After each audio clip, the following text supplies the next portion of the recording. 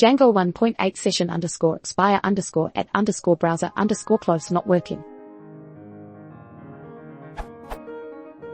Django 1.7 had a problem with session expire at browser close equals true in Chrome, not expiring when the browser closes. I moved to Django 1.8. I was wondering this problem has been resolved.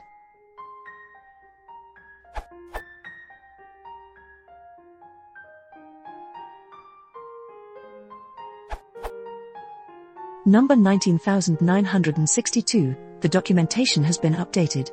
Basically, this is not a bug in Django, but rather a special settings in Chrome which allows user to continue its browser session even after closing and reopening the browser.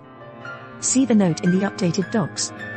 Some browsers, Chrome, for example, provide settings that allow users to continue browsing sessions after closing and reopening the browser. In some cases, this can interfere with the session expire at browser close setting and prevent sessions from expiring on browser close.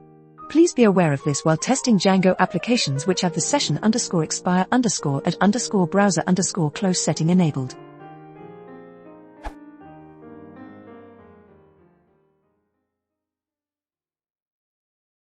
If you want to support the channel, please consider subscribing.